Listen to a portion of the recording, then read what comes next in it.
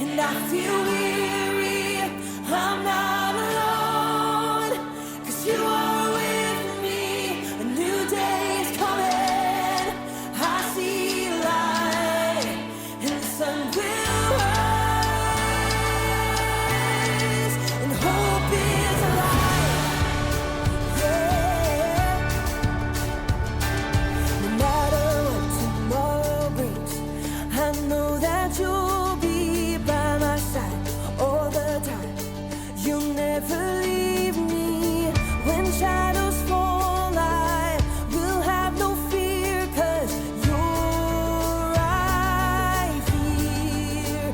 When the night is darkest and I feel weary, I'm not alone, 'cause you are with me, a new day is coming, I see a light, and the sun will rise, and hope is alive, yeah. No matter what tomorrow brings, I know that you'll be by my side all the time. You'll never leave me when shadows fall. I will have no fear, 'cause you're right here. When the night is darkest and I feel weary, I'm not alone, 'cause you are with me, a new day is coming, I see light, and the sun will rise, and hope is alive.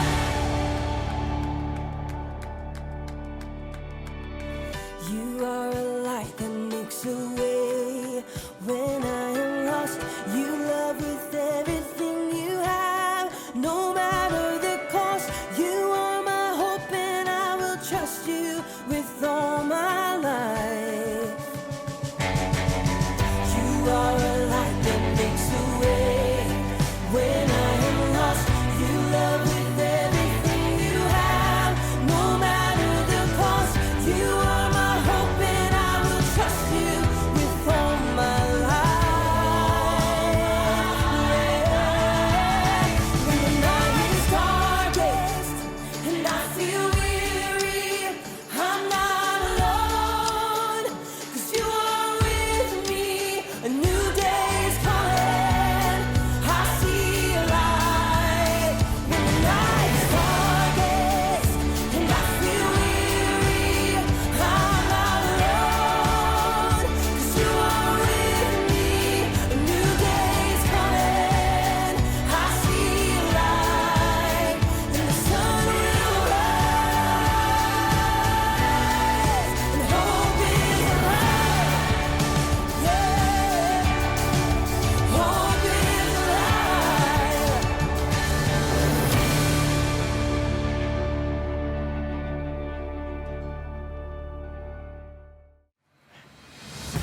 Hey there, welcome to Story Lab. This week we're talking about humility while we take a look at the story of two guys on a road trip who had the greatest surprise of their lives. Ooh, spicy.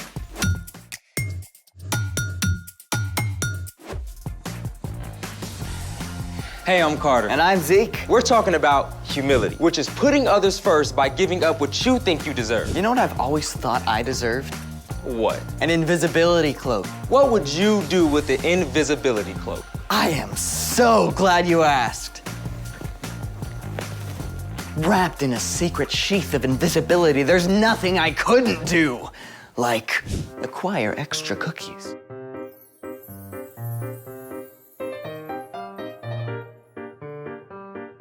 Or surprise my friends. Sherry!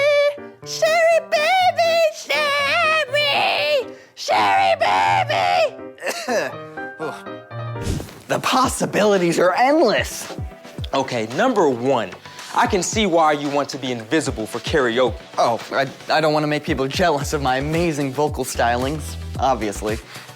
And number two, you will be happy to know that scientists are working on a real invisibility cloak.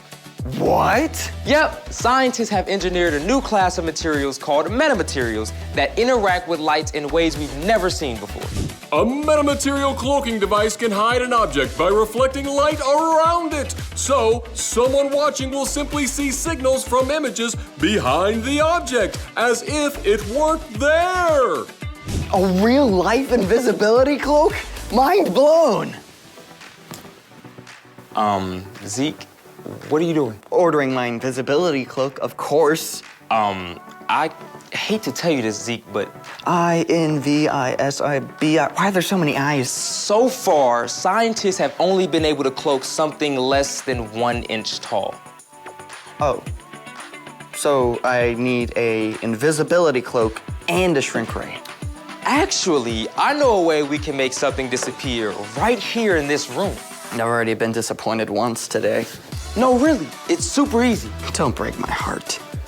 This will work, honest. Well, then, let's make it. For this experiment, you need a large beaker, a small beaker, and some oil. Step 1, fill a large glass beaker about 3/4 of the way with oil.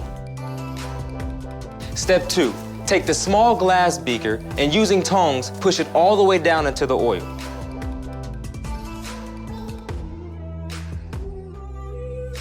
There you go. Whoa, it really worked. I can't see the small beaker at all.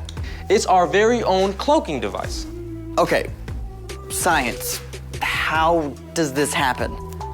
When light travels through glass and then the oil, the speed of light slows down. On reflection, this makes the glass look invisible. The slowing down process of light and reflection through certain objects is known as the index of refraction. The beaker really is in there, right? Yep.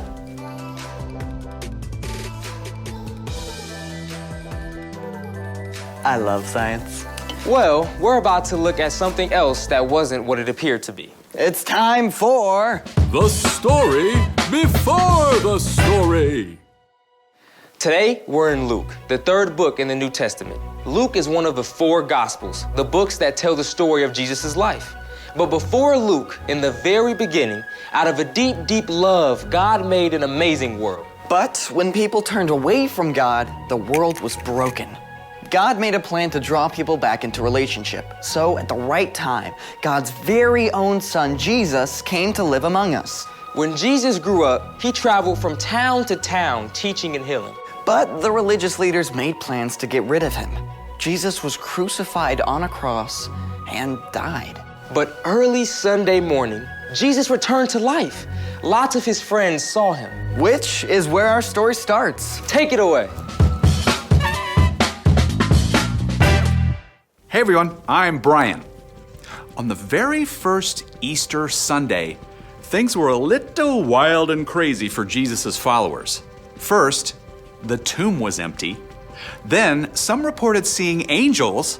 And finally, some said they saw Jesus, alive. For those who had not yet seen Jesus with their own eyes, it seemed too good to believe.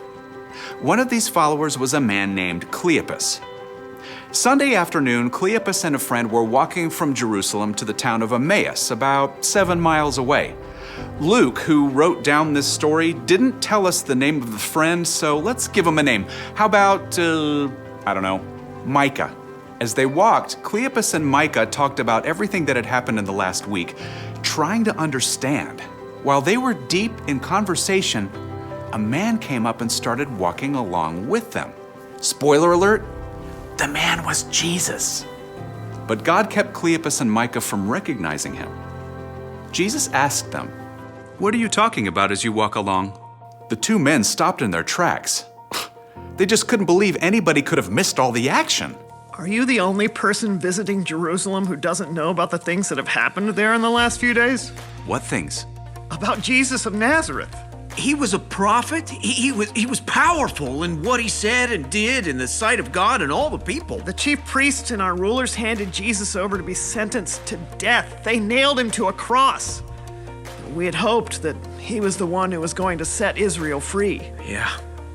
Now it's 3 days since all this happened, and Some of the women who followed Jesus have told us something crazy. Get this. Early this morning, they went to the tomb, but they didn't find his body. They came and told us they saw angels who said Jesus was alive. After that, some of our friends went to the tomb. They saw it was empty, just as the women had said. How long it takes you to believe all that the prophets said. Didn't the Messiah have to suffer these things and then receive his glory? As they walked together toward Emmaus, Jesus started explaining everything that the scriptures said about him. Now remember, these men did not have the New Testament. They had the laws that God had given to Moses and all the stories and prophecy written down in the Old Testament. Jesus went through it all, step by step, and explained God's plan.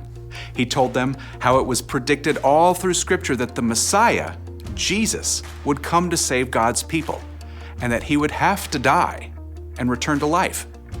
Cleopas and Micah were completely floored by what Jesus said. When they reached Emmaus, it looked like Jesus was about to keep going, but they didn't want the conversation to end. Stay with us. It's evening. The day is almost over. So Jesus went into the place where they were staying and sat down to dinner with them. He picked up the bread. "Thank you for giving us our daily bread." As Jesus broke the loaf of bread and handed it to Cleopas and Micah, their eyes were opened. Suddenly, they recognized who he was. Jesus. It's you.